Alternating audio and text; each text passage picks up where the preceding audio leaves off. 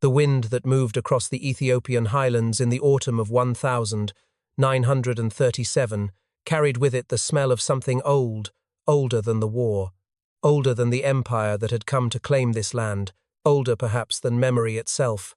The Italian soldiers who had been ordered to dismantle the great obelisk of Aksum did not notice it at first.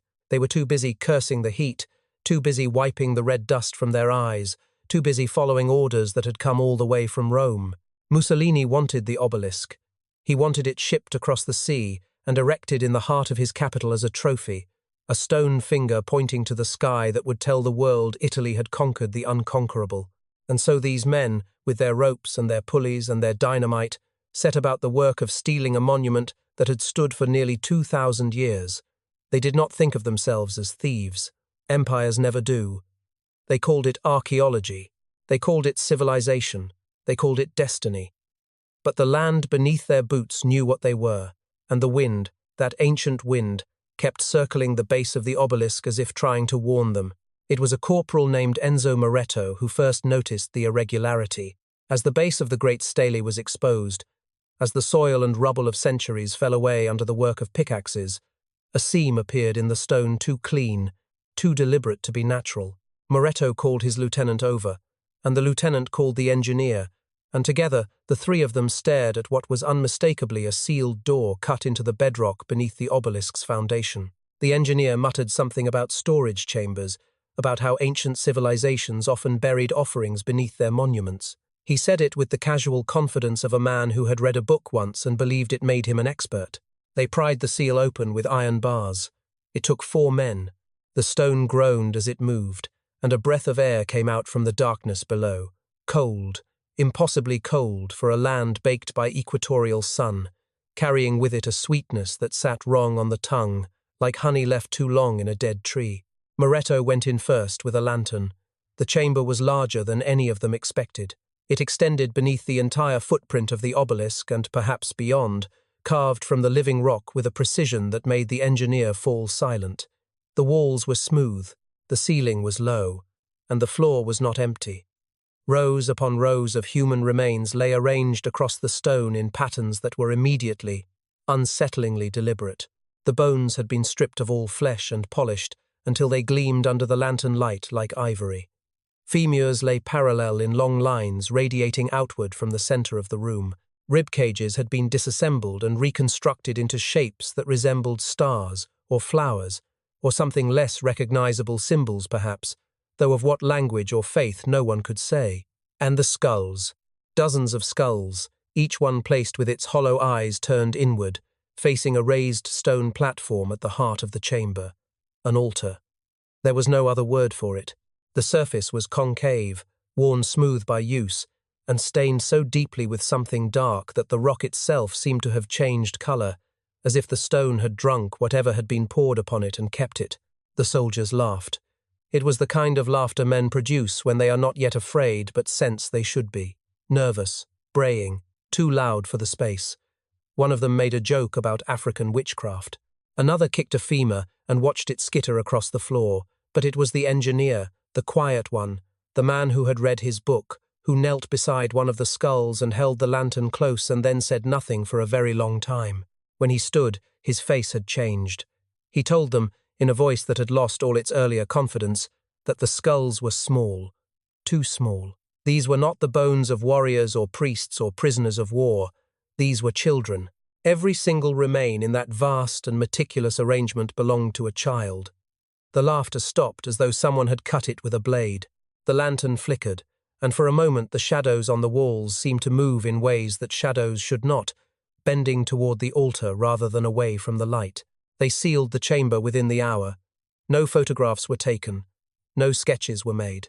The lieutenant filed no report, and when he was later asked about the excavation, he described only structural damage and soil displacement. Enzo Moretto never spoke of what he had seen, not to his wife when he returned to Naples, not to the priest who heard his final confession in 1974. The obelisk was shipped to Rome. It stood there for decades, and tourists photographed it, and no one ever asked what had held it up. No one asked what lay beneath the pillars of Aksum, what ancient debt had been paid in the smallest bones, What unspeakable arithmetic had been carved into the bedrock of Africa's greatest empire?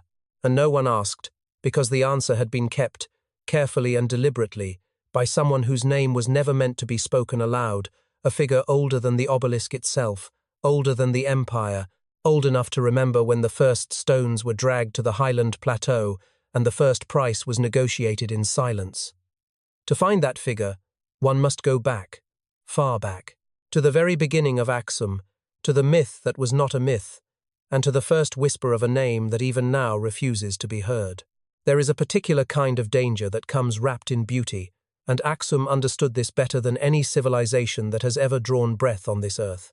By the 3rd century of the Common Era, the empire had become something the ancient world could barely comprehend, a kingdom perched on the high plateaus of eastern Africa that controlled the flow of goods between 3 continents with the quiet, absolute authority of a hand closing around a throat.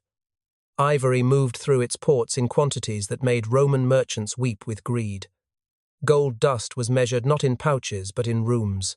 Frankincense and myrrh, those sacred resins that perfumed the temples of every Mediterranean god, passed through Aksumite hands before they reached any altar, and a tax was paid on every grain. The port city of Adulis hummed with the languages of a dozen nations. Greek traders haggled beside Arabian merchants. Persian diplomats walked its streets with careful eyes, counting ships, counting soldiers, counting the ways this empire might one day become a problem.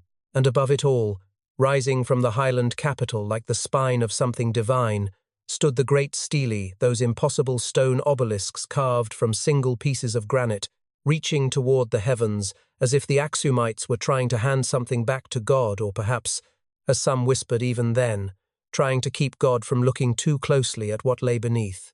Rome took notice.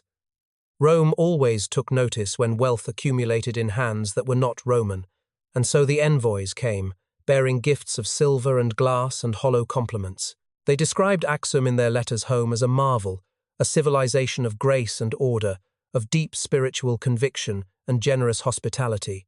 The Aksumite kings received them warmly, fed them injera on polished wooden platters, showed them the terraced farms and the irrigated fields, and the churches carved from living rock. The envoys wrote that the people smiled. They wrote that the children sang. They wrote that the king himself spoke of charity and divine duty with a sincerity that made even the most cynical Roman diplomat pause and wonder if perhaps, in this far corner of Africa, humanity had gotten something right. Persia heard these reports and grew uneasy, not because Aksum was threatening war, but because an empire that prosperous, that beloved, that seemingly without inner rot, was either a miracle or a lie, and the Persians had lived long enough to know which one was more common. But here is where the story begins to curdle, where the light that shone so brightly on Aksum starts to reveal the shape of what it was designed to hide. Across the centuries of Aksumite rule, spanning dynasty after dynasty, conquest after conquest, every king without exception made reference in the royal chronicles to a debt. The language varied. Some called it a covenant, others called it a tending. One king, whose name has been partially erased from the stone on which it was carved, described it as the price of roots. The full phrase, translated from Ge'ez, reads, "We who stand tall do so because those who tend the roots have been fed." Historians have puzzled over this line for generations. Most have dismissed it as agricultural metaphor, a poetic acknowledgement of the farmers and laborers who sustained the empire. But the phrase appears in contexts that have nothing to do with farming. It appears in records of military victory, in descriptions of royal coronation, in the accounting of tribute received from conquered peoples. And it always appears alongside a number, a count of something delivered, something given, something surrendered to those unnamed figures who tend the roots. The numbers are never large, 12, 7, 31, but they are always precise, and they are always recorded with a gravity that suggests whatever was being counted mattered more than gold. No historian has ever identified who these root tenders were, but the chronicles, if read carefully and without the comfortable assumption that ancient civilizations were simpler than our own, point toward a single institution that existed beneath the Aksumite throne like a second heartbeat, quieter, deeper, and far more vital. They were called the Mekabyan, and they were described in the few surviving texts that mention them as priest-physicians, holy men who served the spiritual and physical health of the empire. Their order was old, older even than the dynasty that ruled Aksum when Rome came calling, and they answered not to the king but to something the chronicles refer to only as the silence. They practiced what they called the sacred geometry of the body, a discipline that the royal records describe with reverence and absolutely no detail. The word geometry here is not metaphorical. The Maccabean believed that the human form contained within it a divine architecture, a set of proportions and alignments that, if understood and properly arranged, could sustain not just a life but a kingdom. They were considered the holiest men in the empire. They were given access to the palace, to the temples, to the deep chambers beneath the stele where no other living person was permitted to walk. The people did not fear them. The people thanked them. The people brought their children to be blessed by these gentle, soft-spoken men who smelled of myrrh and spoke in voices barely above a whisper, and whose hands, if anyone had ever thought to look closely, were stained not with ink or with soil, but with something older and darker that no amount of washing could fully remove. Their methods were holy. That is what the empire believed. Their methods were necessary. That is what the kings were told. And somewhere, in a room that no chronicle describes but every obelisk was built to seal shut, the Maccabean practiced their sacred geometry on materials that did not come from quarries or forests, but arrived at the capital each season in small, quiet caravans, tributes from conquered lands, counted carefully, recorded precisely, and never, ever called by what they truly were. They were called seeds, and in the spring of the empire's greatest century, a new seed arrived. A boy, no older than 8, taken from a tribe that had resisted Aksum and learned the cost of resistance, brought not in chains but carried gently on a litter lined with white cloth, as though he were something precious, something sacred, something about to bloom. The caravans always arrived in the season of small rains, when the highland paths were soft and the air carried the scent of wet eucalyptus down from the mountains into the valleys where the conquered peoples lived. They came not with soldiers, not with chains, not with the instruments of war that these communities had already learned to recognize and fear. They came with priests, gentlemen in white cotton robes who walked barefoot through the mud and smiled at the children who peeked from behind their mothers' legs. They came with gifts, bolts of fine cloth, jars of honey sealed with beeswax, small bronze mirrors that caught the sunlight and threw it across the walls of homes that had never held anything so beautiful. And they came with a message that was delivered in soft voices, with lowered eyes, with hands pressed together in a gesture that looked exactly like prayer. Your child has been chosen. Those 4 words moved through the villages of conquered tribes like a season of their own, arriving with the same inevitability as the rains, and the families who heard them responded not with terror but with something far more useful to the empire. They responded with gratitude, because the Maccabean had perfected something more dangerous than any weapon Aksum had ever forged. They had perfected the lie that made the victim say thank you. The selection was never random. The priests who traveled to these villages had been watching for months, sometimes years, through networks of informants and traders who noted which families had children of a certain age, a certain health, a certain quietness of temperament. The Maccabean did not want the loud ones, the fighters, the children who bit and screamed and drew attention. They wanted the ones who sat still, the ones who watched, the ones whose mothers described them as old souls, as children who seemed to understand things beyond their years.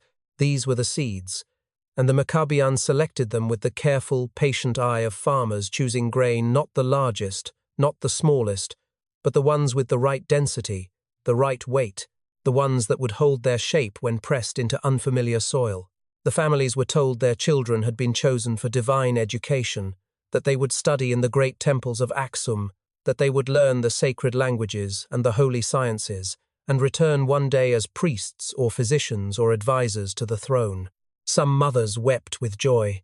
Some fathers stood straighter than they had since the conquest, believing that their surrender had finally borne fruit, that the empire which had taken their land and their pride was now offering something back. They bathed their children in river water and rubbed their skin with butter and dressed them in the finest clothes the village could gather, and they walked them to the edge of the road where the priests waited with their white robes and their soft hands, and they let go. The journey to the capital took weeks, and during those weeks the children were treated with a tenderness that would have confused anyone who knew what waited at the end of the road. They were fed 3 times a day, real food, spiced lentils and roasted grain and sometimes meat, which many of these children had never tasted.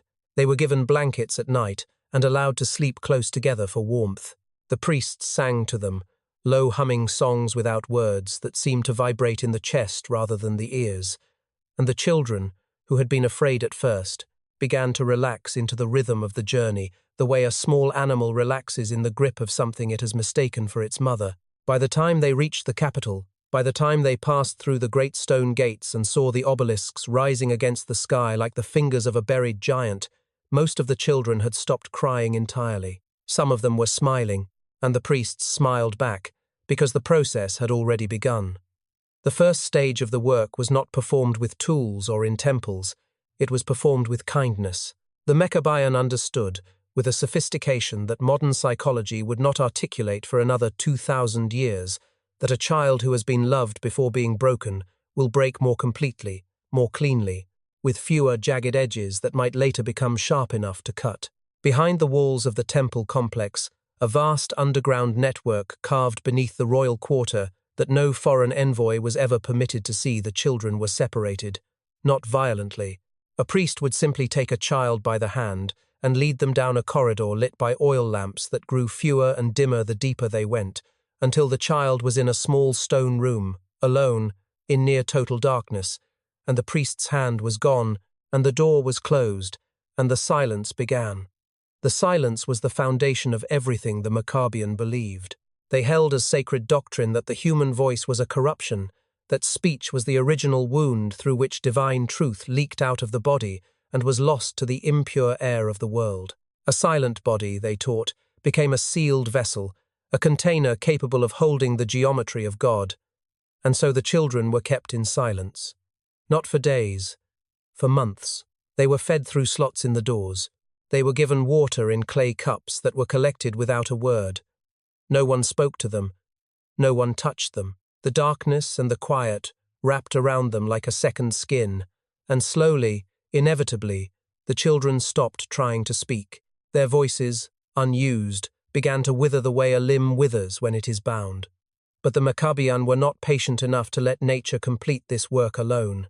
When the silence had done what it could, when the child had forgotten the sound of their own name, the priests entered the room with their instruments, thin bronze tools that had been heated over coal and cooled in oils extracted from plants that grew nowhere else in the empire, and they finished what the silence had started. They called it the sealing. They performed it by lamplight, with prayers on their lips and steady hands, and an absolute, unshakable belief that what they were doing was mercy. They removed the tongue, not roughly, not in haste, but with the careful precision of men who had been trained for years in the sacred geometry of the body, and who understood exactly how much tissue to take and where to cauterize, and how to pack the wound with resin and herbs so that the child would heal cleanly and never choke on their own blood. The children did not scream, because they had already forgotten how, and when it was done, when the sealing was complete, the priests held the children the way a mother holds a newborn, rocking them gently in the lamplight, whispering blessings into ears that could still hear, telling them that they were now closer to God than any living person on earth. The children believed them.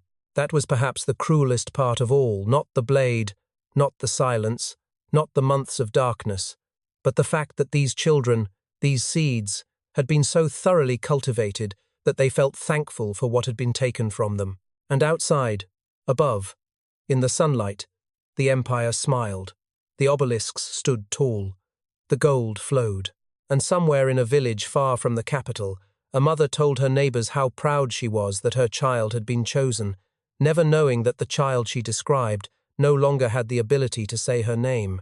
But there was one child, one who came back, a girl, no older than 10, who appeared at the edge of a village 3 seasons after she had been taken, walking barefoot on the road with empty eyes and a closed mouth, and a pattern of scars across her back so precise, so perfectly symmetrical, that the village elder who found her stood staring for a long time before he understood that what he was looking at was not decoration, but a message cut into living skin by hands that did not shake. The elder's name was Tariku, and he had lived long enough to understand that the world was not kind, that empires took what they wanted and dressed the taking in whatever language made the theft easier to swallow. He had watched Aksum swallow his people's land 3 decades ago, had watched the young men of his village choose between death and submission, and had not judged those who chose to kneel because he understood that survival was its own form of courage. He had watched the priests come for the children in their white robes with their soft voices and their bronze mirrors, and he had said nothing, because saying something would have meant dying, and dead men cannot protect anyone. But when the girl came back, when she appeared on the road at the edge of the village one morning in the early light, walking with the slow, mechanical gait of someone who has forgotten that walking is supposed to take you somewhere, Tariku felt something shift inside his chest, something that had been sleeping for 30 years, and he recognized it not as anger, but as something older and more dangerous. It was the understanding that silence, his silence, the silence of his entire generation, had a cost, and that cost was standing in front of him in the shape of a 12-year-old girl with bare feet and empty eyes, and a mouth that would never open again. He brought her into his home. He gave her water, which she drank only after he left the room. He set food before her injera and a thin lentil stew, and watched from behind a partition as she waited, motionless, for what seemed like an hour before she ate, and even then she ate with her back pressed against the wall and her eyes fixed on the door, chewing without sound, swallowing without pleasure, consuming food the way a duty is performed, rather than a hunger satisfied. She would not sleep on the mat he laid out for her. She slept on the stone floor, curled into a shape so tight and compact that Tariku thought of the way certain insects fold themselves when they sense a threat, making their bodies as small as possible, offering the least surface area to whatever might come for them in the dark. He did not try to make her speak. He could see, even without examining her mouth, that speech had been taken from her in a way that went beyond trauma or fear. The scar tissue at the corners of her lips told a story he was not yet ready to fully read. But it was what happened at night that broke him, that cracked the shell of pragmatic acceptance he had built around himself and let something raw and terrible come flooding in. On the first night, he woke to a sound, a soft, rhythmic scratching, like a mouse working at grain. He found the girl in the corner of the room, crouched over a flat piece of stone she had pulled from the wall where the mortar had crumbled, and she was drawing.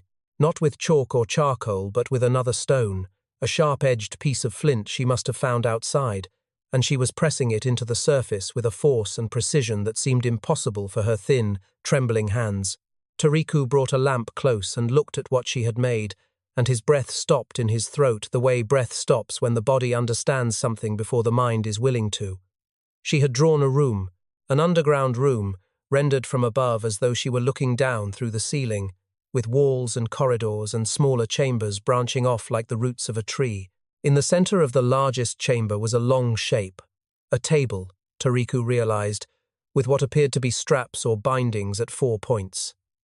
Around the table, arranged in a perfect circle, stood figures. They were taller than the small shape that lay on the table between them.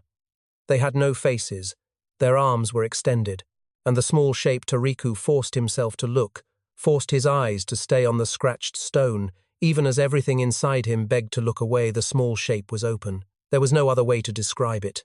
The girl had drawn a body that had been opened, and the figures around it were not grieving. They were working. Over the following nights, she drew more.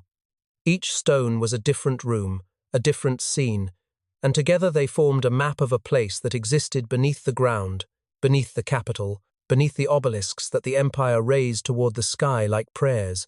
She drew tunnels that connected chambers in patterns Tariku recognized with a sick lurch of understanding as the same geometric arrangements that appeared on Aksumite coins and royal seals, shapes the empire displayed openly, proudly, shapes that every citizen knew, never realizing they were looking at the floor plan of a slaughterhouse. She drew small bodies in rows, lying on their backs in narrow rooms, their mouths marked with a single line that meant absence. She drew tools. She drew jars. She drew things Tariku could not identify and did not want to. And on the 7th night, she drew something that made the old man sit down on the floor and weep with a helplessness he had not felt since he was a child himself. She drew a figure standing apart from the others, taller, robed differently, and where the other figures had no faces, this one had a single feature, a finger pressed to its lips. the keeper of silence. Even here, even in a village so far from the capital that the empire barely remembered its name, Tariku knew the gesture. Every conquered person knew it. It was the sign made by the priests when they took the children away. It meant holy quiet. It meant divine peace. It meant, Tariku now understood with every fibre of his aged and aching body, that what was about to happen to you was so terrible that the empire had built an entire theology around making sure you could never describe it. He acted quickly and with the desperate energy of a man who knows he is already too late. He composed a message not written, because writing could be intercepted and read, but encoded in the old way, in the knotted chords his people had used, before Aksum had imposed its alphabet upon them, and he gave it to a trader he trusted, a man who moved between kingdoms and owed no loyalty to the empire, and he told him to carry it south, to the rival kingdom that had resisted Aksumite expansion, to anyone who would listen, anyone who might believe what a tongueless girl had scratched into stone. The trader took the knotted cord and left before dawn. He never arrived. His body was never found. And 12 days later, in the pale grey light of a morning that felt like every other morning, a group of travellers appeared at the edge of the village. They wore no white robes. They carried no gifts. They moved with a quietness that was not peaceful but predatory, the silence of men for whom silence was not a spiritual practice but a professional skill. They were called the Quiet Ones, and they were the arm of the Maccabean that reached into the world beyond the temple walls to ensure that what happened beneath the obelisks stayed beneath the obelisks. They found Tariku in his home. They did not speak to him. They did not explain. They performed their work with the same methodical precision the girl had drawn on stone, the same geometry, the same ritual patience, the same absolute conviction that what they were doing served a higher order. When the village found him the next morning, his body lay in the center of his own floor, arranged in a pattern that the girl, had she still been there, would have recognized immediately. His arms were extended, his legs were positioned at precise angles, and the small bones, the delicate, intricate bones of his hands and his feet, 27 in each hand, 26 in each foot, had been removed. Not after death. The expression on his face made that clear. The girl was gone, taken again. Or perhaps she had simply walked back to the only place she knew, the only architecture her mind could still navigate, the underground rooms, the silence, the geometry. No one looked for her, no one sent word, and beyond the mountains, beyond the Red Sea that shimmered like hammered copper in the afternoon sun, the empire of Aksum was turning its gaze outward, toward Arabia, toward the Himyarite kingdom that sat on the far shore like a fruit waiting to be picked. The generals sharpened their weapons, the soldiers loaded their ships, and behind them, quiet as a shadow cast by no visible light, the Maccabean packed their instruments and counted the reports coming in from across the water, reports of villages, of families, of children with quiet temperaments and old souls, new soil, new seeds. The Red Sea in the 6th century was not crossed lightly. It was a body of water that had swallowed armies before, that churned with currents so unpredictable that even the most experienced sailors drew protective symbols on their hulls before pushing away from shore. The Aksumite fleet that gathered in the port of Adulis in the months before the invasion was the largest the empire had ever assembled, hundreds of vessels, their wooden frames groaning under the weight of soldiers and supplies and horses and siege equipment, all pointed toward the far coast where the Himyarite kingdom sat in the arid hills of what is now Yemen, weakened by internal religious conflict and ripe. The Aksumite king had decided, for the taking. The soldiers who boarded these ships were seasoned men, veterans of campaigns across the Horn of Africa, men who understood conquest not as adventure but as labor, as the hard and bloody work of making the world bend to the shape an empire demanded. They carried iron swords and leather shields and enough dried grain to sustain them for weeks. They carried the confidence of men who served a kingdom that had never, in living memory, lost a war. But they were not the only passengers on those ships, and the cargo they carried was not the only cargo, and if any of those soldiers had looked carefully at the quiet figures who boarded last, who moved to the lowest holds of the largest vessels, with their robes pulled close, and their hands wrapped around sealed clay jars the size of a man's fist, they might have felt something cold move through them that had nothing to do with the sea wind. The Maccabean travelled with the army the way a shadow travels with the body that casts it present but unacknowledged, necessary but never named. There were perhaps 40 of them, though no manifest recorded their number, no officer counted them among the troops.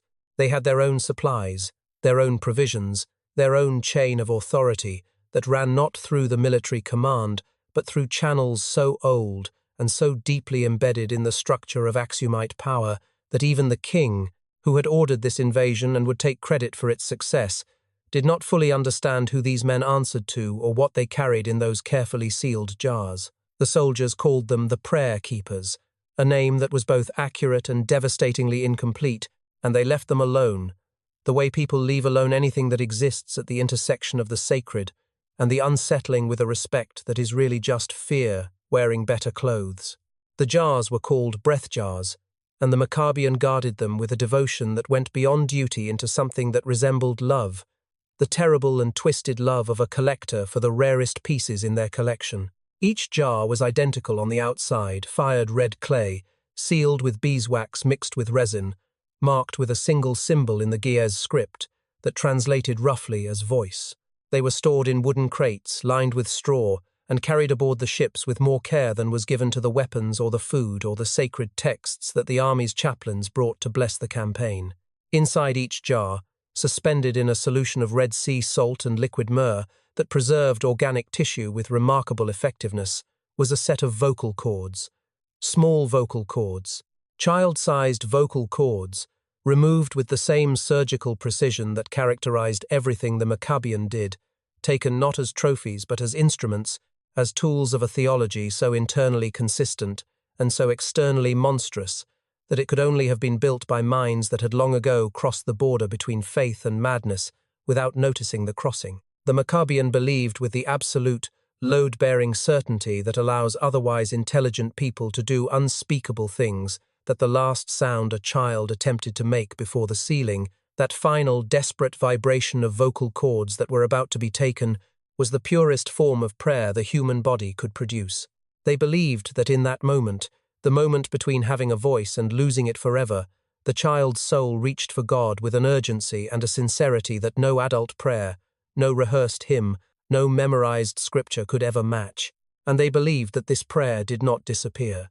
They believed it lived in the tissue itself, that the vocal cords held the vibration the way a bell holds its ring, and that if these cords were preserved correctly and kept close to sacred work, they would continue to pray silently, perpetually, a chorus of stolen voices calling out to the divine from inside clay jars carried across the sea in the bellies of warships. This was the engine of Aksumite faith, not the obelisks, not the churches, not the gold crosses that foreign visitors admired. These small jars, this preserved flesh, this captured agony rebranded as communion. The soldiers on those ships believed they were crossing the Red Sea to expand an empire. The generals believed they were crossing to secure trade routes and eliminate a political rival. The king believed he was crossing to fulfill a divine mandate, to spread the Christian faith to a land that had fallen under the influence of competing powers. But the Maccabean knew the true purpose of the crossing, the purpose beneath all the other purposes, the root beneath the root. They were crossing because the temples beneath Aksum were full. The geometric patterns on those underground floors had been completed, every position filled, every arrangement perfected according to the sacred mathematics that only the inner circle of the order understood. They needed new ground, new stone to carve, new chambers to build in the old pattern but on a grander scale, because the faith demanded growth the way a fire demands fuel, and a fire that stops growing begins to die. Himyar would give them what they needed, not its gold, not its ports, not its strategic position on the Arabian coast. Himyar would give them space. And Himyar, fractured and bleeding from its own civil wars, would give them something else, a population in chaos, communities shattered, families scattered, children separated from parents in the confusion of conquest, perfect conditions, fertile soil, the ships cut through the water, and the soldiers sharpened their swords. And deep in the hold, in the darkness where the lamp oil made the air thick and sweet, the Maccabeans sat among their jars and whispered to them, speaking softly to the stolen voices inside as though comforting children who were still, after all these months and years, trying to scream. The far shore grew closer. The battles would be swift. Everyone knew that. But what came after the battles? What moved into the silence that follows the last sword strike and the last cry of surrender, that was what the Maccabean had crossed the sea for. The conquest would end in weeks. The real work would take generations. And it would begin, as it always did, in the quiet months that soldiers call peace and that the people who survive the fighting call something else entirely. The church they built above was beautiful. That is the detail that must be understood before anything else. Because beauty was never incidental to the Maccabean, it was structural. It was strategic. It was the lock on the door that kept the world from looking at what lay beneath. The Church of the Red Mountain, as the Aksumite settlers called it, rose from a hillside outside the conquered Himyarite capital, with walls of pale limestone and a roof of imported cedar that smelled, on warm days, like something holy. It had windows cut at precise angles, so that the morning light entered in golden shafts that moved across the interior floor like the hands of a clock, marking the hours of prayer with a beauty so deliberate it felt like proof of God. Foreign visitors who came to the newly Christianized territory praised it. Aksumite soldiers attended services there and felt, for the first time since the crossing, that the war had been worth something. Hymns rose from its interior and carried across the valley, and the Himyarite people who heard them from their damaged homes and their displacement camps and their grief thought that this was what conquest sounded like, singing, always singing, as if joy could be built on top of ruin and the music would be loud enough to cover what was underneath. They were almost right. The music was loud, but it was not loud enough, which is why the Maccabean had to engineer the space below with such extraordinary care. The House of Roots was begun before the church's foundation was even laid. The Maccabean brought with them from Aksum a master builder, a man whose name appears nowhere in any record but whose work reveals a mind of terrifying precision, an architect of silence, someone who understood sound, not as a musician understands it, but as a weapon maker, understands metal, knowing exactly how to shape it, direct it, contain it, and when necessary, turn it inward. The underground complex was carved into the limestone bedrock in a radial pattern, corridors extending outward from a central chamber, like the spokes of a wheel, and every surface walls, ceiling, floor was cut at angles calculated to prevent sound from traveling outward toward the surface. Sound that entered these corridors did not bounce, it folded. It curved back on itself, redirected by the geometry of the stone, channeled inward toward the center where it accumulated and merged with other sounds, and became something that was no longer recognizable as any individual voice or cry, but instead became a low, constant hum, a vibration that lived in the walls themselves, and pressed against the eardrums of anyone inside with a force that was not painful but deeply, fundamentally disorienting. The Maccabean called this hum the breath of the earth, and they believed it was the sound the world made before God gave it language, a pure, pre-verbal frequency that stripped away thought and memory and identity and left only the body, raw and open, ready to be shaped. Modern acoustics would call it infrasound. The Maccabean called it preparation. Into these rooms they brought the seeds of Himyar. The selection process here was faster than it had been in Africa, less ceremonial, stripped of the gentle theatre of white-robed priests and bronze mirrors. Conquest had made efficiency possible. Children were taken from refugee populations, from families shattered by the war, from communities too broken to resist or even to fully register what was happening. But the Maccabean also took scholars, Himyarite men and women of learning who had studied astronomy and medicine and the ancient South Arabian scripts, people whose minds were trained to observe and record and remember. These were not seeds, these were something else. The Maccabean called them witnesses, and their role in what was about to happen was different and, in its own way, worse, because the scholars were not meant to be transformed, they were meant to watch. They were meant to understand exactly what was being done, to see the full scope of the Maccabean's sacred geometry enacted on living flesh, and then to be sealed away with that knowledge forever, their educated minds becoming the most secure vaults the order could devise. A person who has seen the unthinkable and has been buried with it cannot testify. Their understanding dies with them, and the secret gains the weight of one more silenced mind pressing down on it like stone on stone. The process the Maccabean called the unfolding began with measurement.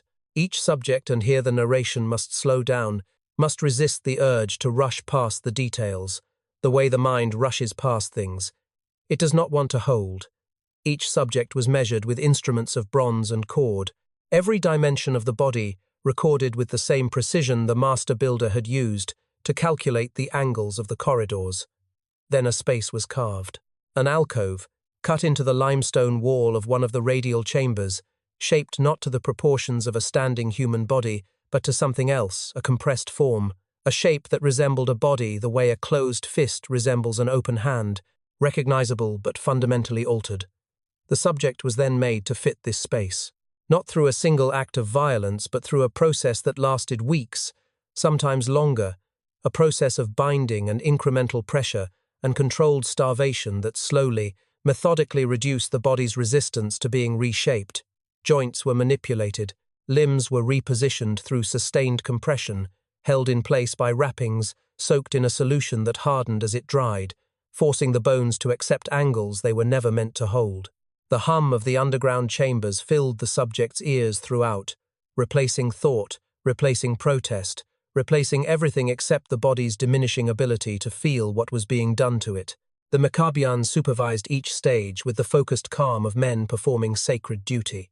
They called this process returning the flesh to the earth's design, and they believed, with the granite certainty that had carried them across the sea and through the centuries, that the human body in its natural upright form was an aberration, a deviation from the compact, folded shape that God had originally intended, and that by pressing the body back into stone they were completing a divine correction that birth had interrupted. Those who survived the unfolding, and the word survived, must be understood here in its most limited and cruel sense, meaning only that the heart continued to beat and the lungs continued to draw air, were sealed into their alcoves. Wet plaster was applied over the compressed body in layers, each layer allowed to partially dry before the next was added, until the alcove became a smooth section of wall, indistinguishable from the stone around it, except for a faint outline, a subtle contour that someone pressing their hand to the surface might feel beneath their palm, the curve of a skull, the ridge of a folded spine, the slight depression where a mouth had been open at the moment of sealing. The scholars were given adjacent alcoves. They were sealed with their eyes uncovered until the very last layer, so that the final thing they saw was the plaster closing over them like a white sky descending. The Maccabian prayed throughout. They always prayed. And when the work was done, when an entire corridor had been filled, and the walls were smooth and the hum of the earth's breath resonated through a space that now contained within its very structure the compressed remains of dozens of human beings, the priests would walk the length of the corridor with their hands trailing along the plaster, feeling for the outlines beneath, counting them the way a gardener counts what has been planted, and they would declare the root system complete and ready to bear the weight of what would be built above. Centuries later, archaeologists excavating Yemeni ruins from this period would note with professional curiosity the presence of unusual hollows in certain walls, cavities of irregular but strangely consistent shape, too uniform to be natural erosion, too organic in their contours to be standard architectural features. They would write papers. They would propose theories involving drainage systems and ventilation channels and construction anomalies. They would photograph these hollows and publish them in journals that other archaeologists would read and nod over and file away. And not one of them, not a single careful and educated mind studying these shapes in the stone, would allow themselves to see what they were actually looking at. Perhaps they couldn't. Perhaps the mind, when confronted with something that sits so far outside the boundaries of what it is prepared to accept, simply refuses to process it, the way the eye refuses to look directly at the sun. Or perhaps, buried deep in the professional instinct of every person who has ever studied the ancient world, there is a small and unacknowledged understanding that some walls are not meant to be opened, and some shapes in the stone are best left described as anomalies. Meanwhile, within the order itself, something was shifting. One of the priests who had overseen the unfolding in the Himyarite House of Roots, a man who had served the Maccabian for 20 years and had never once hesitated in his work, began to notice something that troubled him. Not the suffering. Suffering had never troubled him. What troubled him was the silence after the sealing, the quality of it, the texture. It had changed. It was no longer resonant. The hum was thinner.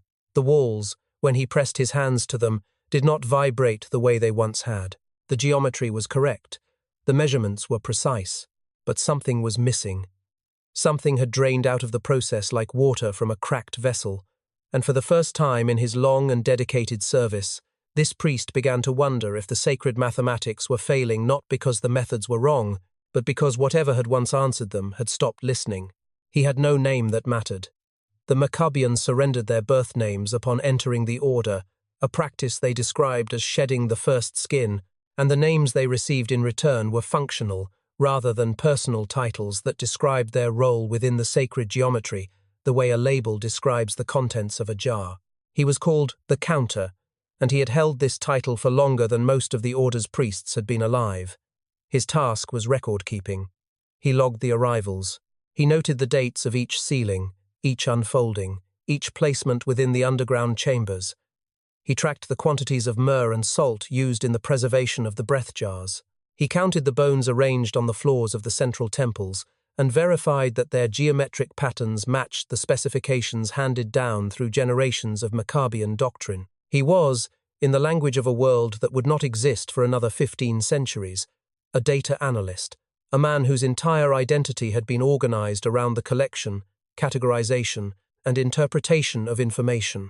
And he was, in a language that has existed for as long as human beings have walked the earth, a monster. But he was a particular kind of monster, the kind that is most difficult to identify and most dangerous to ignore, because he did not look like one. He did not feel like one.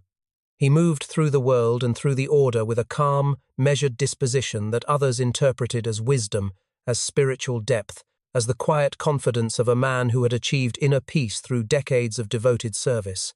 The truth was simpler and far worse. The Counter felt nothing. He had never felt anything. Not when the first child he processed screamed through the early stages of the sealing before the voice was taken.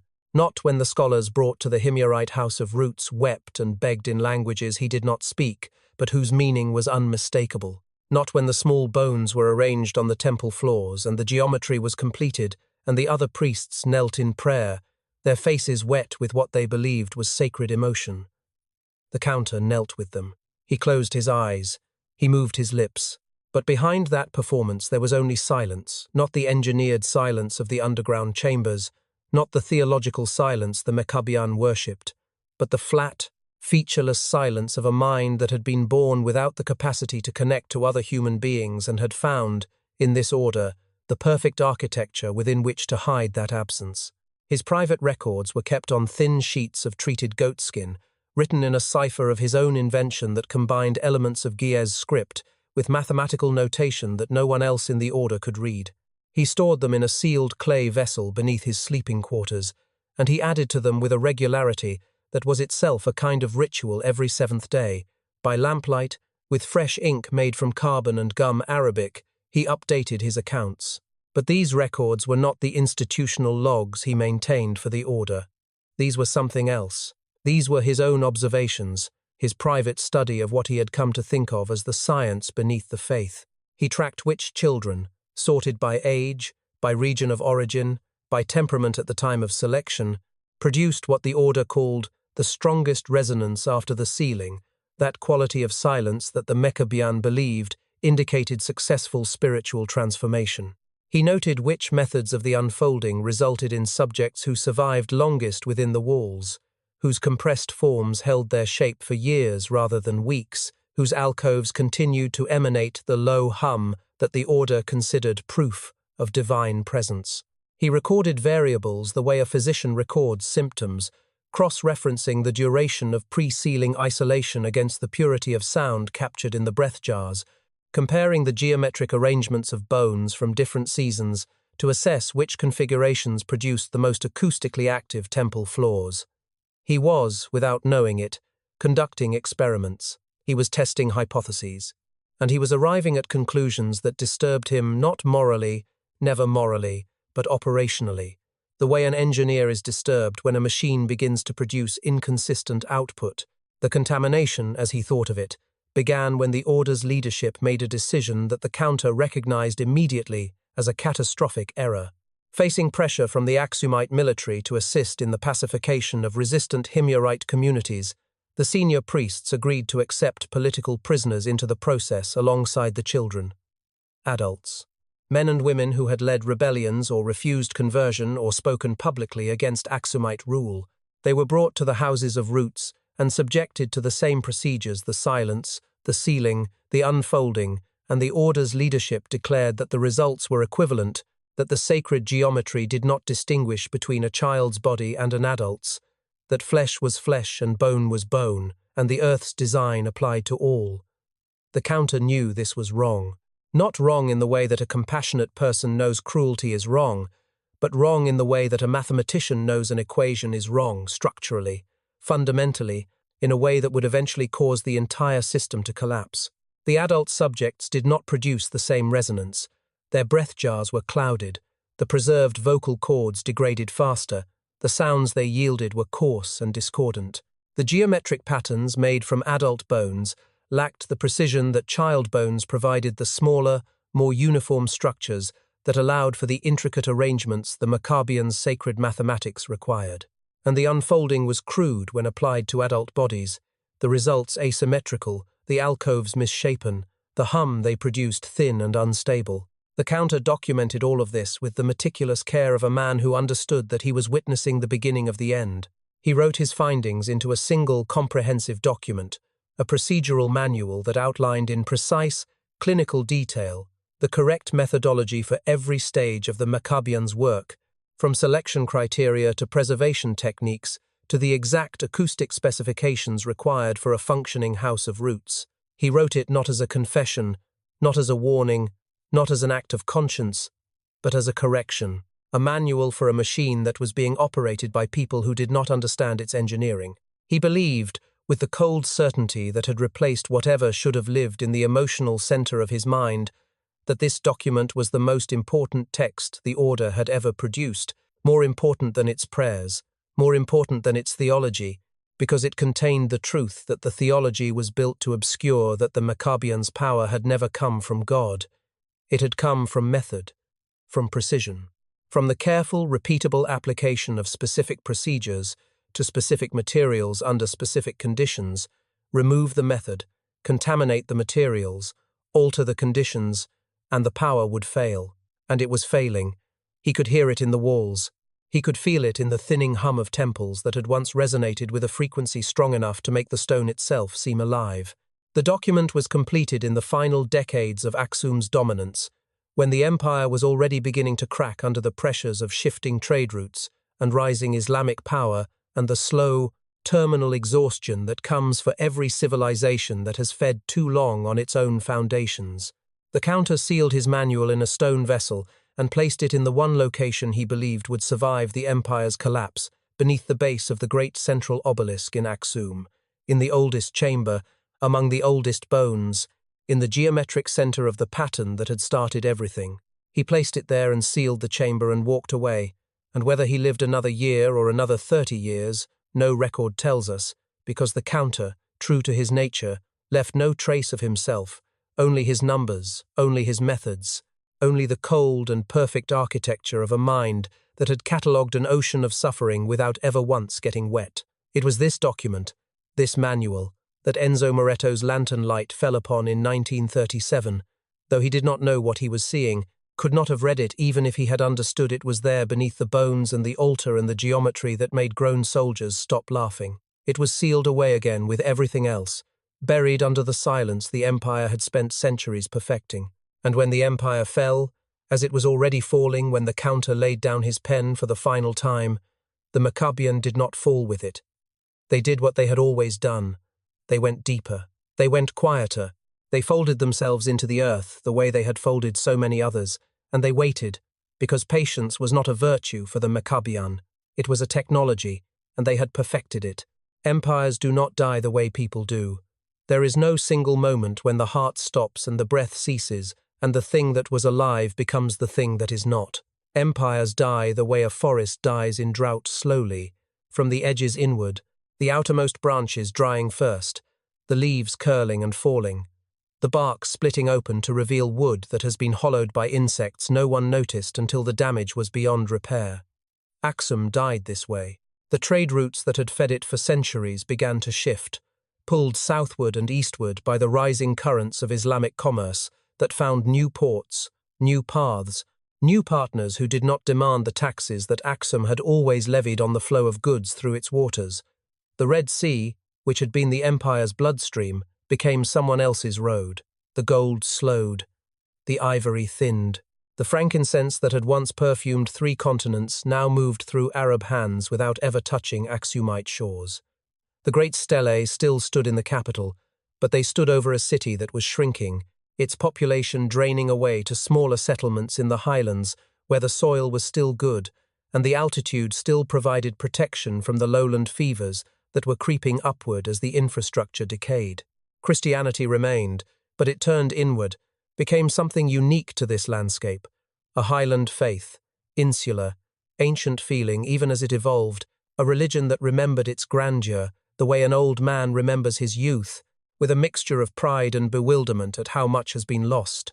The kings still ruled, but their kingdoms were smaller, their authority thinner, their courts quieter, and in that growing quiet, in the spaces that opened as the empire's attention withdrew from the edges and then from the center, and finally from itself, the Maccabian did not grieve.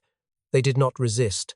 They opened their arms to the collapse, the way a creature of the deep opens its arms to the darkness of the ocean floor gratefully, instinctively, knowing that this was the environment in which they had always been most alive.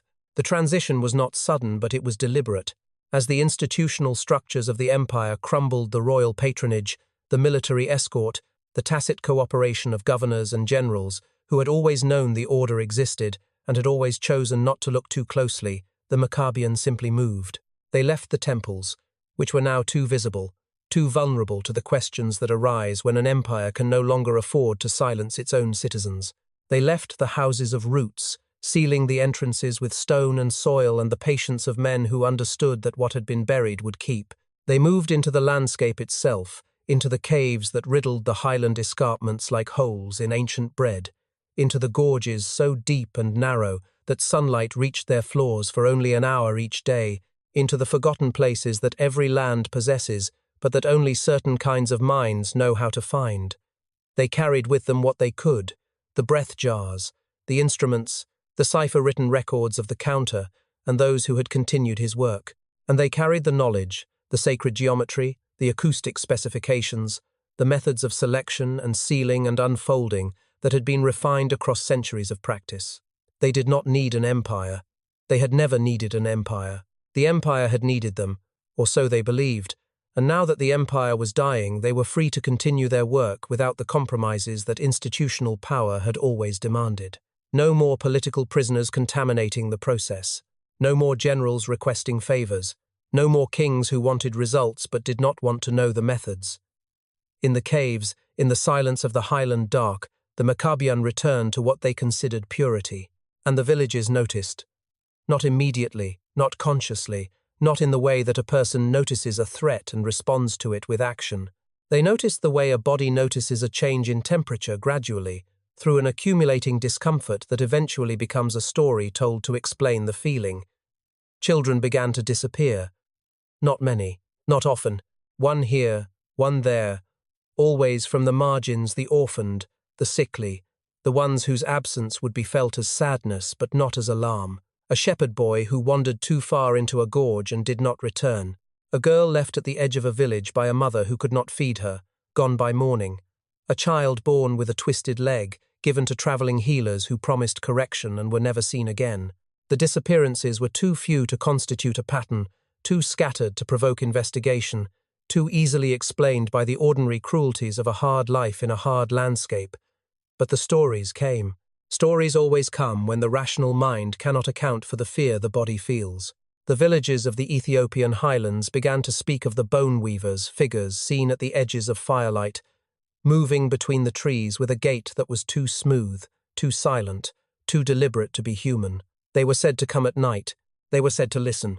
And the warning that parents gave their children, the warning that passed from generation to generation until its origin was forgotten and it became simply a thing that was said, the way all folklore becomes simply a thing that is said, was this: do not cry after dark, because the quiet ones listen for tears.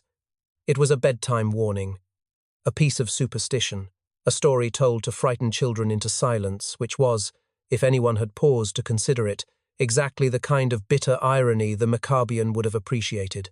The evil had become its own camouflage. It had survived not by hiding from stories, but by becoming a tale so old and so familiar that no adult took it seriously, a whisper that lived in the same category as ghosts and forest spirits and the evil eye. And beneath that disbelief, beneath the comfortable assumption that the bone weavers were nothing more than the imagination of a frightened culture processing its own history of loss, the work continued. The caves were quiet, the instruments were sharp, and the geometry, that sacred and terrible geometry, was still being practiced in the dark by hands that had inherited their skill, from hands that had inherited it from hands that stretched back to the first chamber beneath the first obelisk, unbroken, unrepentant, waiting as they had always been waiting for the world above to stop paying attention long enough for the roots to feed. Centuries passed this way. The stories faded. The warnings softened into nursery rhymes. And then, in 1935, the Italians came with their armies and their ambitions and their hunger for monuments, and they set their tools against the base of the great obelisk in Aksum, and they began to dig, and they found what the empire had spent 1,000 years making sure no one would ever find. The obelisk arrived in Rome in pieces. It took Italian engineers months to dismantle the 78-foot stele, cutting it into sections with a care that they would not have extended to anything Ethiopian had the monument not been destined for the eyes of Mussolini himself. It was reassembled in the Piazza di Porta Capena, across from the old Circus Maximus, where it stood like a stolen sentence torn from someone else's book and placed into a story where it did not belong. Romans walked past it on their way to work. Tourists photographed it without knowing what it was. Mussolini pointed to it in speeches as evidence of Italy's civilizing reach, proof that the new Roman Empire was worthy of the old, that the conquest of Ethiopia was not theft, but inheritance, a stronger hand picking up what a weaker hand had dropped. The obelisk stood there for nearly 7 decades, and in all that time, through a world war and the fall of fascism and the slow, awkward reckoning of European nations with the things they had taken from Africa, no one talked about what had been found beneath it, not publicly, not officially, not in any language that might require someone to respond. But the files existed. They had always existed. The Italian military archaeological unit attached to the occupation force in Ethiopia was thorough in the way that all colonial bureaucracies are thorough, not out of respect for what they found, but out of an institutional compulsion to document everything, to stamp it and file it and store it in the kind of heavy cardboard folders that accumulate in government basements the way sediment accumulates on a riverbed, layer upon layer of recorded reality that no one intends to look at again. The unit's report on the excavation beneath the obelisk of Aksum was 17 pages long. It included measurements of the sealed chamber, descriptions of the stone construction, notations on the quality of the air inside, which was described as unusually cold and carrying a sweetness that one officer compared to preserved fruit and another, more honestly, compared to embalming fluid. There were photographs, black and white, slightly overexposed, taken with a handheld camera by a corporal whose name appears in the margin of the report as the unit's designated recorder. The photographs showed the remains, the rows, the geometric patterns, the polished bones and inward-facing skulls, the altar at the center with its dark-stained concave surface, and in one photograph, partially visible at the edge of the frame where the camera's flash did not fully reach, the outline of a clay vessel, sealed and intact, resting in a niche carved into the wall behind the altar. The report noted its presence. It did not record whether the vessel was opened. It did not describe what was inside. The 17 pages were stamped with a classification marking that placed them beyond the reach of public access, and they were sent to Rome, where they were filed in a military archive, and forgotten not because they were unimportant, but because they were impossible. Because a sealed chamber full of children's bones arranged in ritual patterns beneath one of Africa's most celebrated monuments was not a fact that any institution involved, not the Italian military, not the Catholic Church that had blessed the Ethiopian campaign, not the academic establishment that had spent decades building a narrative of Aksum as a beacon of early Christian civilization, wanted to incorporate into its understanding of the world. This is how evil operates in plain sight. Not through conspiracy, not through shadowy organizations pulling strings from hidden rooms, but through the simple and devastating human preference for comfort over truth. Every person and every institution that touched the information beneath the obelisk made the same calculation, independently, without coordination, without even needing to discuss it. The calculation was this: the cost of acknowledging what was found is greater than the cost of not acknowledging it. To acknowledge it would mean revisiting every admiring account of Aksumite civilization. It would mean asking what sustained the empire that built those impossible obelisks, what fuel powered the engine of a kingdom that for centuries rivaled Rome in wealth and influence. It would mean looking at the golden narrative of Africa's greatest ancient power and admitting that there was something beneath the gold, something in the foundations, something that smelled sweet and wrong, and was kept in geometric patterns in the dark.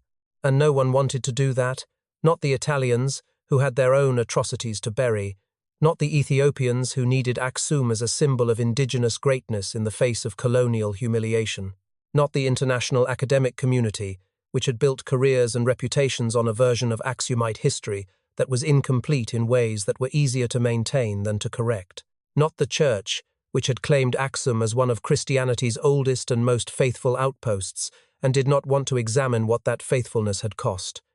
And so the silence held. It held through the decades. It held when Ethiopia demanded the obelisk's return. It held through years of diplomatic negotiation. And it held in 2005 when the obelisk was finally shipped back to Aksum in a cargo plane and re-erected on its original site with ceremony and celebration and speeches about justice and restitution and the restoration of African heritage. No one mentioned the chamber. No one asked whether it had been sealed again or left open or filled with concrete or simply ignored. The obelisk stood once more on its highland plateau, pointing at the sky the way it had for 2 millennia, and the tourists came, and the photographs were taken, and the guides spoke of Aksumite achievement with pride and reverence. And beneath their feet, beneath the stone, beneath the soil that had been disturbed and resettled and disturbed again, the geometry remained. The bones remained. The altar with its darkened surface remained. And the vessel behind it, sealed or opened, empty or full, sat in its carved niche in the dark, and held whatever it held, and waited with the patience of something that has never needed to be acknowledged in order to exist. The question was never whether the evidence was there. The evidence was always there. The question was what it meant for Aksum, for the people who built it, for the people who admired it, and for the long and unbroken chain of silence that connected a sealed chamber in the Ethiopian highlands to the stories we tell ourselves about civilization and cost, and what we are willing to look at when the monument comes down. That question remains open. The chamber remains closed.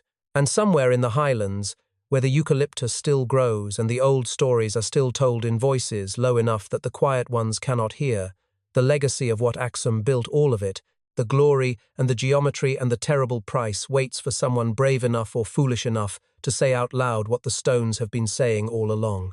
Her name was Dr. Semira Getachew, and she had spent 11 years studying the subterranean structures of the Aksumite stele field with a patience and rigor that her colleagues at Addis Ababa University had once admired and now found increasingly uncomfortable. She was not a radical. She was not a conspiracy theorist. She was a woman who had grown up in a village 60 kilometers from Aksum, who had played as a child in the shadow of the obelisks, who had felt the particular pride that comes from knowing your ancestors built something the world still cannot fully explain, and who had chosen to dedicate her life to understanding how they built it. The how was what mattered to her, not the mythology, not the national symbolism, not the tourist-friendly narrative of a glorious Christian kingdom that had risen in the highlands and traded with the world as equals. She wanted to know what was under the ground.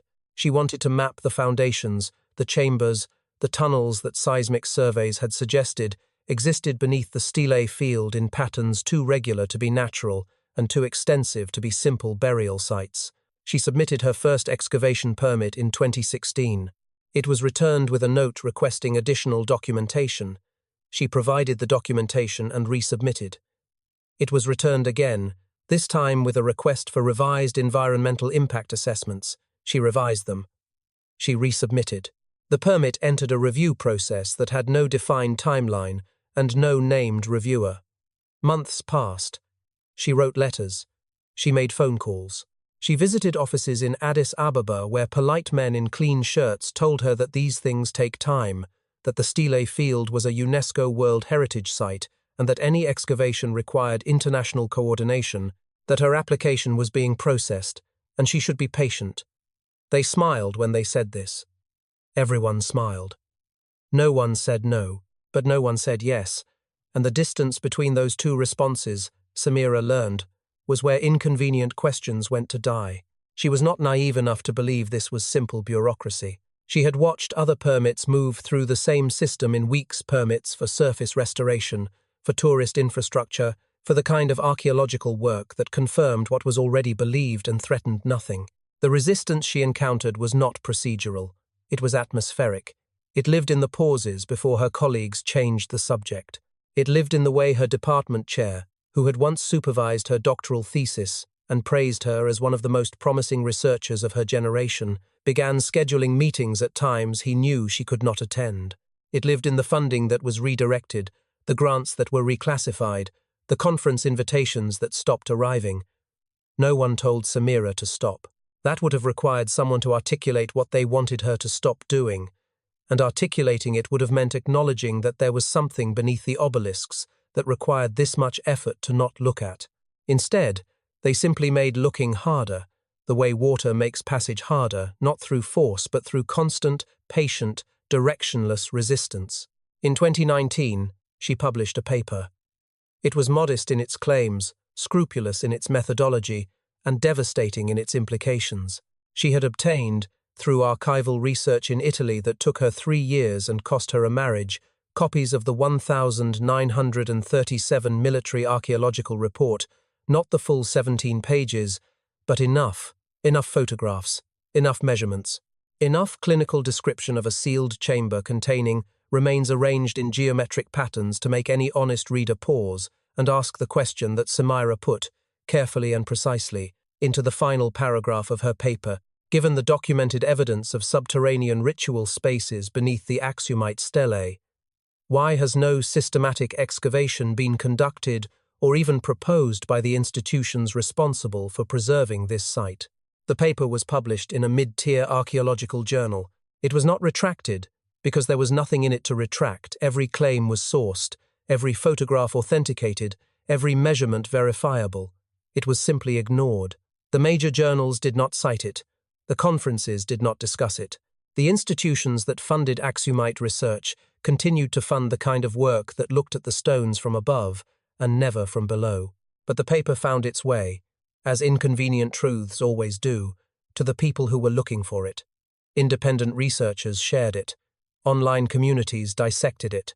Amateur historians who had always sensed that the official narrative of Aksum was missing something found in Samira's careful, academic prose, the confirmation of an absence they had felt but could not name.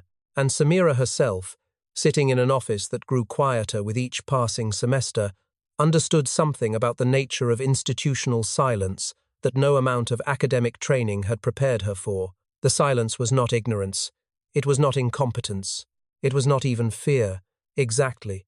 It was a choice, the same choice, made over and over by every person and every institution that touched the stones of Aksum. The choice to admire the height without examining the depth. The choice to celebrate the achievement without accounting for the cost. The choice to let the monuments stand as they are, gleaming and tall and beautiful, because the alternative, digging down, opening the chambers, counting the bones, reading the geometry, understanding at last what held up the pillars of Africa's greatest empire, would require a reckoning that no one, in any century, in any language, had ever been willing to begin. The Maccabean had understood this. They had understood it better than anyone. They had built their entire operation on the certainty that human beings will always choose the monument over the foundation, the song over the silence beneath it, the beauty over the bones. And they had been right. For 2,000 years they had been right. The obelisks still stand. The chamber is still sealed. And the roots, those deep and terrible roots that Samira Getachew had spent her career trying to reach, are still below, waiting, as they have always been waiting, in the geometry of the dark. There is a question that lives at the bottom of everything you have just heard, and it is not the question you might expect. It is not about whether the Maccabean were real. They were not, at least not by that name, not in the specific shape this story has given them, not with those exact instruments, or those exact prayers, or that exact theology of silence and sacred geometry. That question is easy to answer, and easy questions are comfortable, and comfort is precisely the thing that must be set aside now in order to reach the question that actually matters. The question that matters is this: does the pattern sound familiar? Not the details. Not the breath jars or the sealed chambers or the underground temples carved to acoustic specifications that turned screams into a hum. Those are the ornaments of this particular story, the dark clothing wrapped around a shape that exists in the real world and has existed in the real world for as long as human beings have organized themselves into systems large enough to require silence from the people at the bottom. The pattern. The taking of the weakest, the most voiceless, the most easily erased. The construction of institutions so large and so admired that questioning them feels like an act of destruction rather than an act of conscience. The transformation of cruelty into process, process into tradition, tradition into something so old and so embedded that it no longer looks like cruelty at all, but simply looks like the way things are. That is the pattern. And if you are honest with yourself, not performatively honest, not the kind of honest that earns approval, but the kind that sits in the stomach like a stone, you will recognize it, because it is everywhere, and it has always been everywhere, and the only thing that changes from century to century and civilization to civilization is the language used to dress it up. Every empire that has ever risen has risen on something it chose not to name. This is not cynicism, it is arithmetic. The resources that build monuments do not appear from nowhere. The labor that raises obelisks and pyramids and cathedrals and skyscrapers is not always voluntary, and even when it is called voluntary, the word often means something different than what it appears to mean. It means that the alternative to volunteering was worse. It means that the system offering the choice had already made the choice for you, and was simply allowing you the dignity of walking toward it on your own feet, rather than being dragged. The Aksumite Empire in this story built its greatness on the bodies of children arranged in geometric patterns beneath stone pillars. That is fiction, but the structure it describes, a gleaming surface supported by a hidden foundation of suffering, is not fiction. It is the blueprint. It is the architecture that repeats across human history with a consistency that should terrify us, not because it reveals something about specific villains, but because it reveals something about the systems we build and the silence we maintain around their foundations. The psychopath in this story was not a single person. It was not the counter with his goatskin records and his inability to feel. It was not the keeper of silence with the finger pressed to the lips. It was not even the Maccabean as an order, those quiet men with their myrrh-stained hands and their absolute conviction that what they did was sacred. The psychopath was the structure itself, the system that took individual human cruelty and organized it, elevated it, gave it funding and legitimacy, and a theology that turned torture into worship, and called the screaming of children the purest form of prayer. This is what institutional psychopathy looks like. It does not foam at the mouth. It does not lurk in alleys. It sits in well-lit rooms, and speaks in measured tones, and produces documents with official seals, and operates according to procedures that have been reviewed and approved by people whose primary qualification is that they have never once looked closely at what the procedures actually do. The most dangerous minds in human history have not been the ones who broke the rules. They have been the ones who wrote the rules, who designed the systems, who built the architecture of obedience so carefully that the people inside it could participate in horror and never once feel the weight of what they were doing, because the system had distributed that weight so evenly across so many hands that no single person held enough of it to feel responsible. And the silence, the long, enduring, institutional silence that this story has traced from the chambers beneath Aksum to the classified files in Italian archives to the delayed permits on a modern archaeologist's desk, that silence is not a failure. It is a feature. It is the final and most essential component of the geometry, the piece that holds all the other pieces in place. Because as long as the silence holds, the monuments remain beautiful. As long as no one digs beneath the foundation, the building stands. As long as the story is told from above, from the perspective of the obelisks pointing at the sky rather than the chambers buried in the dark, then the empire remains golden, the faith remains pure, and the cost remains invisible. Evil does not always announce itself. It does not always arrive with armies or display itself in acts of visible cruelty that allow us the comfort of easy recognition and easy condemnation. Sometimes it hums. Sometimes it operates at a frequency so low that the human ear does not register it as sound, and the human mind does not register it as wrong, and the human heart does not register it as pain until generations have passed, and the hum has become so much a part of the background that silence, true silence, the silence that would come if the hum were finally stopped, would feel not like relief but like loss. That is the geometry of forgetting. That is the architecture we have all inherited. And the only question left, the question this story has been building toward from the moment an Italian soldier's lantern first fell on a floor of children's bones arranged in patterns no one wanted to understand, is whether knowing the shape of the geometry changes anything, or whether we will do what every generation before us has done, and choose the monument over the foundation, the beauty over the bones, the hum over the silence that would force us to hear what has been happening beneath our feet all along. There was a girl. You met her earlier in this story, though met is not quite the right word because you never learned her name, and she could not have told it to you even if you had been standing in front of her, even if you had knelt down to her height and looked into her eyes and asked her directly who she was and what had been done to her. She had no tongue. That had been taken from her in a room carved from stone, by hands that did not shake, under the light of oil lamps that cast shadows on walls designed to swallow sound. She was 12 years old when she came back to the village, walking on bare feet down a road that led away from the only place she had known for 3 years. The underground chambers, the silence, the geometry that had been practiced on her body and on the bodies of children who did not come back because she was the only one who did, and no one has ever explained why. Maybe she escaped. Maybe she was released. Maybe the Maccabean let her go deliberately, the way a predator sometimes lets one animal flee so that its fear will spread to the herd and make the others easier to manage. We do not know. What we know is that she arrived in a village that barely remembered her, and that she could not speak, and that at night, in the dark, with a piece of flint held in fingers that were too thin and too steady for a child her age, she drew. She scratched patterns into stone with a persistence that went beyond communication into something more desperate and more fundamental, the need to make the inside outside, to take what had been sealed within her and press it into the surface of the world so that it would exist somewhere other than behind her eyes. She drew rooms, she drew tunnels, she drew tables with restraints and figures standing in circles and small bodies that had been opened by careful hands. She drew the map of a place that was never supposed to be mapped, a place that existed beneath the empire's most sacred ground, and that the empire had spent centuries ensuring would never be described by anyone who had seen it.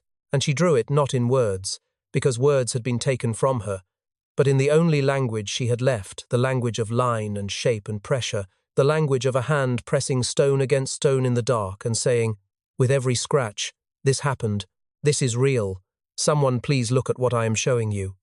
The elder looked. You remember the elder Tariku, the old man who took her in and studied her drawings and tried to send a message to someone who might listen. The elder looked, and the elder understood, and the elder died for understanding, his body arranged in the same geometry the girl had drawn, a message sent back by the Maccabean in the only language they respected, the language of pattern, of arrangement, of the body made to match the design. The girl disappeared after that. The story lost her. History never had her. She exists now only in the space between what was done and what was recorded, which is the space where most of the truth about most of the world has always lived. But the scratching did not stop. That is what this story has been trying to say from the beginning, beneath all the horror and the history and the slow unraveling of an evil so old and so patient that it outlived the empire that created it. The scratching did not stop, because it was never just one girl in one village with one piece of flint. It was every attempt, across every century, to drag something hidden into the light. It was the Italian military report that documented a chamber full of children's bones and was stamped classified and filed in a basement where no one would read it. It was the archaeologist in Addis Ababa whose permits were delayed and whose colleagues stopped calling and whose paper was published into a silence so complete it might as well have been another sealed chamber. It was every document buried, every question deflected, every researcher quietly discouraged, every uncomfortable truth reclassified as anomaly or coincidence or architectural irregularity. Every one of those moments was the girl, still scratching, still pressing flint against stone in the dark, still trying to make someone see what she had seen. She has been scratching for 2,000 years. She is scratching now, in this very story, which is nothing more than another stone with patterns pressed into its surface by someone who looked at the shape of what was hidden and could not stay silent about it. The obelisk of Aksum stands today in the morning light on a highland plateau in northern Ethiopia. It is beautiful. It is one of the great achievements of the ancient world, a single piece of granite carved and raised by human hands to a height that still inspires awe in everyone who stands beneath it. Tourists come from around the world to photograph it. They tilt their heads back and shield their eyes from the sun and marvel at what human beings were capable of building so long ago. Guides tell them about the Aksumite Empire, about the trade routes and the gold and the early adoption of Christianity, about a civilization that stood as an equal to Rome and Persia and left behind monuments that have survived millennia. The tourists nod. They take their photographs. They feel the particular warmth that comes from admiring something ancient and enduring, something that connects the present to a past that feels noble and grand. And then they leave. They walk away across the grass, past the smaller stele, past the ticket office, past the village at the edge of the site where children sell postcards and women sell coffee, and the ordinary beautiful business of living continues as it always has in this place. And not one of them looks down. Not one of them pauses to wonder what lies beneath the stone their feet are touching, what is sealed in the dark below the monument they have just admired, what geometry of bone and silence and stolen voice holds up the pillar they have just photographed. Not one of them asks the question that the girl with no tongue spent her last free nights scratching into stone. So let this story ask it for her. What do you think is beneath the things you admire? And if you found out if the chamber were opened and the patterns were revealed and the bones were counted and the cost was laid bare in the light of day, would you have the courage to look?